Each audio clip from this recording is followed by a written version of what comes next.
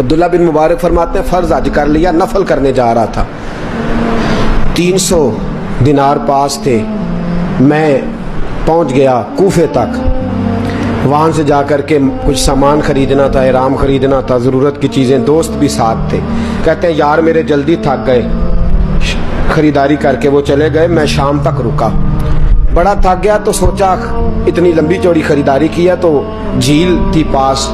میں نے کہا وہاں جا کے ذرا ٹھنڈی ہوا لیتا ہوں، کہتے میں اس طرف گیا، رات کا اندھیرا تھا، مری ہوئی بھینس پڑی تھی، یہ کچھ 700-800 سال پہلے کی بات عرض کر رہا ہوں، کہتے ہیں مری ہوئی بھینس پڑی تھی، ایک عورت کالے برقعے میں نقاب پوش آئی اور اس بی بی نے مری ہوئی بھینس کا خنجر سے گوشت کاٹا، تھیلے میں ڈالا اور دوڑی، کہتے ہیں میرے ذہن کے اندر خیال آیا کہ بی بی کوئی ہوٹل چلاتی ہے اور مردہ جانور کا گوشت لوگوں کو کھلاتی ہے، ویسے تو جاسوسی منع ہے، اس نیت سے کہ مسلمانوں کو بچاؤں اس کے پیچھے ہو لیا، کہتے ہیں وہ گلیاں گزرتی گزرتی کوفے کی تنگ گلی میں گئی، ایک بڑا سا دروازہ لکڑی کا، بڑا پھاٹک جو پرانے شہروں میں ہوتے، کہتے اس بڑے پھاٹک پر اس نے زور زور سے دستک دی، دونوں ہاتھوں سے دروازہ کھلا، وہ عورت اندر داخل ہوئی تو 3-4 بچیاں جھٹ سے اس کے گرد اکٹھی ہو گئیں، اماں کچھ لائی ہو؟ تو رونے لگی، کہنے لگی میں کچھ نہیں لا سکی،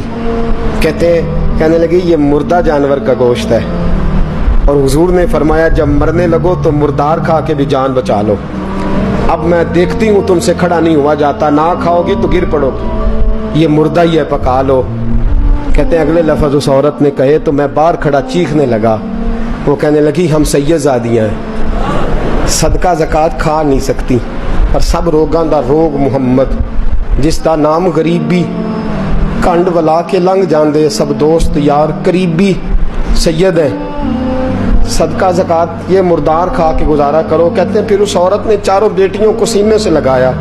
کہنے لگی تمہارا باپ زندہ ہوتا تو یہ دن نہ، سید بھی اور یتیم بھی اور مسکین بھی، پھر وہ روئیں، حضرت عبداللہ بن مبارک کہتے ہیں زور زور سے دروازے پہ دستک دی، بی بی باہر آئی، کون ہے؟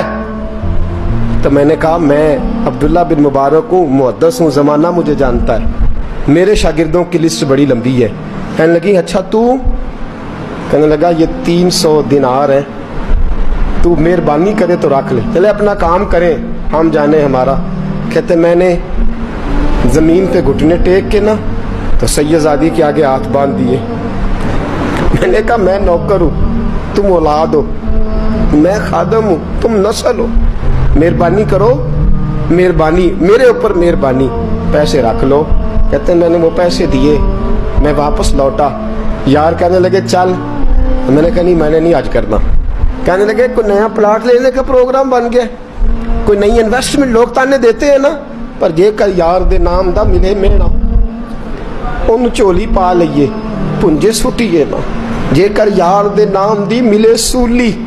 چھوٹا چھوٹ لئیے پشانٹیے نا، کہتے میں نے کہا یار جیسے تمہاری مرضی سمجھ لو، یہ میرا راز ہے میں بتاتا نہیں، فرماتے ہیں لوگ حج کرنے چلے گئے، میں وطن آ گیا، 6 ماہ کے بعد قافلے لوٹے، جاگ کے سننا ذرا بات، میرے نبی نے فرمایا تو میرے امتی کی پریشانی دور کر، اللہ کامل حج کا ثواب دے گا، فرمایا میرے حبیب علیہ السلام کی امتی حضرت عبداللہ بن مبارک فرماتے میں آیا حج کر کے، حاجی آئے تو میں بڑی حسرت کے ساتھ، میں گھر میں روتا تھا، سوچتا تھا آج وہ مینا میں ہوں گے، آج وہ مزدلفہ عرفات میں ہوں گے، آج وہ لوگ جمرات کی رمی کر رہے ہوں گے، میں تڑپ کے سوچتا تھا آج در رسول کی حاضری دے رہے ہوں گے، کہتے میں روتا تھا، جب حاجی لوٹے 6 ماہ کے بعد تو حاضری دینے گیا، ملنے گیا، پہلا دروازہ کھولا حاجی صاحب نے، میں نے کہا مبارک ہو، کہتے ہیں میں نے مبارک دی ذرا سنیے گا، کہتے ہیں وہ حاجی مجھے ڈانٹنے لگے، کہنے لگے چھوڑ یار اتنا بڑا آدمی ہو کے تو غلط بات کرتا ہے، میں نے کہا کیا ہوا؟ کہنے لگے تو نے ہمیں کہا کہ جانا نہیں، اور پھر ہم مینا میں آوازیں دیتے رہے، تو بات ہی نہیں سنتا تھا، ہم آوازیں دیتے رہے، ان اللہ علی کل شیء قدیر، آوازیں دیتے تھے، سنتا نہیں تھا، کہتے میں حیران ہوں، میں یار میں تو کیا نہیں، کہنے لگے ہم 11 حاجی جھوٹ بولتے ہیں تو اکیلا سچ بولتا ہے، سب نے دیکھا ہے، کہتے میں پلٹ آیا، चौथे दिन फिर एक हाजी को मिलने गया, मुबारक दी। कहने लगा छोड़ किस बात की मुबारक, मैदान अरफात में तो तूने बात भी नहीं सुनी और यहाँ मुबारकें कहते हैं अरफात में, और मैं तो नहीं। कहने लगे चुप कर, गलत बात भी करता है इतना बड़ा मुहद्दिस हो के। कहते हैं जब आखिरी काफिले आए, आखिरी दिन तो 8-10 काफिले इकट्ठे आए, शाम तक 7 काफिलों से मिला। हर एक मुझे कहने लगा बंदे के पास घोड़ा नया आ जाए, सवारी बड़ी आ जाए तो यारों से तो मिलना चाहिए ना, तू आवाज ही नहीं सुनता था। फरमाते हैं मैं थक गया कि इलाही माजरा क्या है, मैं तो यहाँ इस शहर की गलियों में फिरता रहा और ये सारे हाजी क्या क्या रहे हैं। फरमाते रात को हजरत रबी बिन असलम, वो बहुत बड़े बुजुर्ग मुहद्दिस थे, वो भी हज करने गए, दरवाजे पे दस्तक दी, बाहर आए तो झगड़ने लगे। कहने लगे तूने मुझे किस मुश्किल में डाल दिया है। मैंने कहा हुजूर क्या हुआ, किस मुश्किल में। मैं तो मिल कहने लगे छोड़ यार, आलिम था तो मैं तेरी इज्जत करता था, तूने ये क्या किया। मैंने कहा क्या हुआ। कहने लगे याद नहीं जब तू रोजा रसूल के सामने मिला था, जब नबी पाक के मवाजे के सामने तो पैसों वाली थैली मुझे पकड़ा गया, पकड़ अपने पैसे। मैं तो संभालते संभालते थक गया हूँ। कहते हैं यूं सीने से पैसे लगाए, घर आया, इशा पड़ी तो सो गया। मैंने कहा या अल्लाह उकदा खोल दे। रात गहरी हुई, मेरे घर की दीवारें चमकने लगी, नूर फैलने लगा, खुशबू ही खुशबू पूरे शहर को मुअत्तर करने लगी। कहते हैं मैंने आंख झपकी तो सामने अल्लाह के रसूल तशरीफ फरमा, सामने महबूब तशरीफ फरमा है। ख्वाब मेरी विच आया माही, मैं ओदे गल विच पा लईयां बावां ते डर दी मारी अख भी न खोलां, किते फिर विछड़ ना जावां। फरमाते मैं महबूब पाक की जियारत की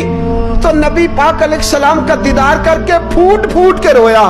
अब मेरा दिल था हुजूर बोले कोई बात करे, महबूब बोले लब खोले। फरमाया क्या। हुजूर ने फरमाया मैं तुझे कितने और गवाह भेजूं कि तेरा हज हो गया है। मैं कितने गवाह भेजूं कि हज तेरा बेपरवाही वेख सज्जन दी, जिथे किसे दी पेश ना जावे उन्हें ताजा वाले दर दर रोले, मंगते हैं तख्त बिठावे, आजम किसे नु कारा मिल दई, किसे नु कारा, किसे नु कारा मिल दई, कोई काबे हो खाली आवे। फरमाया कितने गवाह भेजूं कि हज हो गया। मेरे हबीब ने फरमाया उठ के थैली खोल के गेल ले, तूने 300 दिनार दिए थे, मैंने 600 करके वापस किए।